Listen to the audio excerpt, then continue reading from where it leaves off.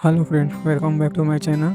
मैं आज आपको गीता उपदेश जो भगवान श्री कृष्ण ने दिया है उसका कुछ पॉइंट या जो श्लोक है उसका कुछ हिस्सा बताने जा रहा हूँ। तो नंबर 1, जन्म लेने वाले की मृत्यु निश्चित है और मरने वाले का जन्म निश्चित है। जो अटल है उसके विषय में तुमको शोक नहीं करना चाहिए।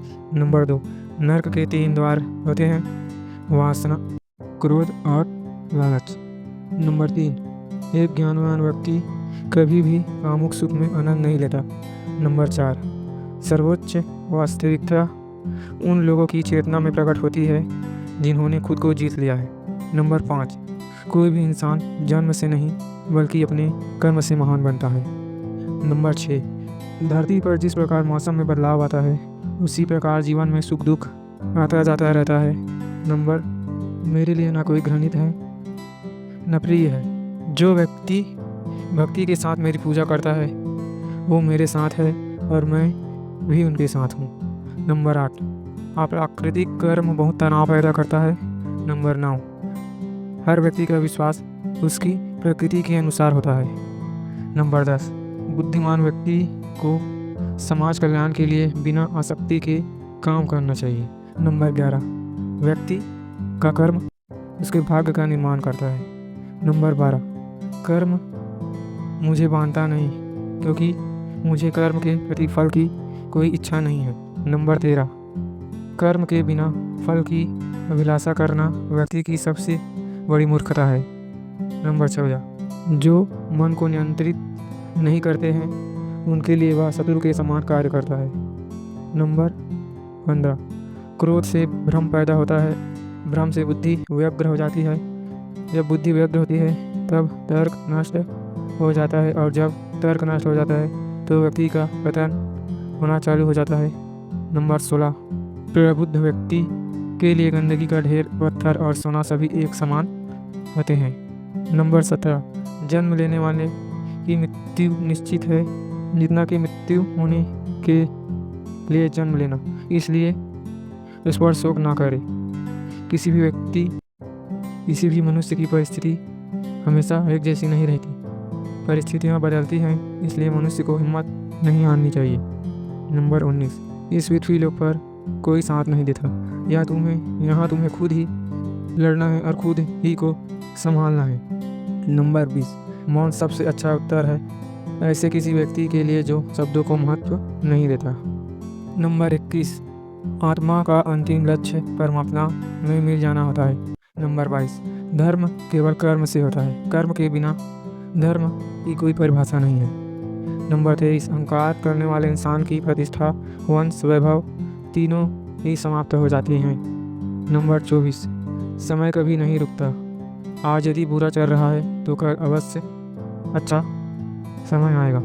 नंबर 25, आप केवल निस्वार्थ भाव से कर्म कीजिए, केवल वही आपके हाथ में है। नंबर 26, प्रेम सदैव माफ़ी मांगना पसंद करता है और अहंकार सदैव माफ़ी सुनना पसंद करता है। नंबर 27, शांति से सभी दुखों का अंत हो जाता है और शांत चित्त मनुष्य की बुद्धि शीघ्र ही स्थिर होकर परमात्मा में युक्त हो जाती है। नंबर 28, इच्छा पूरी न हो तो क्रोध बढ़ता है और इच्छा पूरी हो तो लोभ बढ़ता है, इसलिए जीवन में सदैव धैर्य बनाए रखना चाहिए। नंबर 19, मनुष्य को अपने मन को बार बार समझाना चाहिए कि ईश्वर के सिवा उसका कोई नहीं है। नंबर 30, मनुष्य को हर परिस्थिति में शांत और धीरज बनाए रखना चाहिए क्योंकि यह उसे महानता की ओर ले जाता है। नंबर 31, जो अपने मन को मोह माया से दूर रखता है वही सच्चे सुख का अनुभव कर सकता है।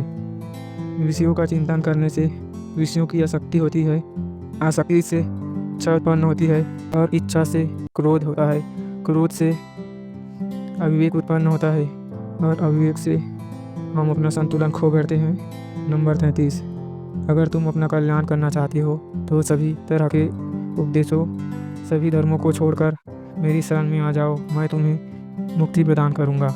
नंबर 34, इंद्रियों के अधीन होने से मनुष्य के जीवन में विकार और परेशानियाँ आती है।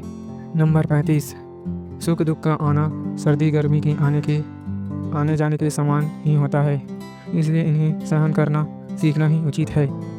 नंबर 36, निर्बलता अवश्य ईश्वर देता है, परंतु मर्यादा मनुष्य का मन खुद ही निर्माण करता है। नंबर 37, जीवन में वाणी को संयम रखना चाहिए, क्योंकि वाणी से दिए हुए घाव कभी नहीं भर सकते।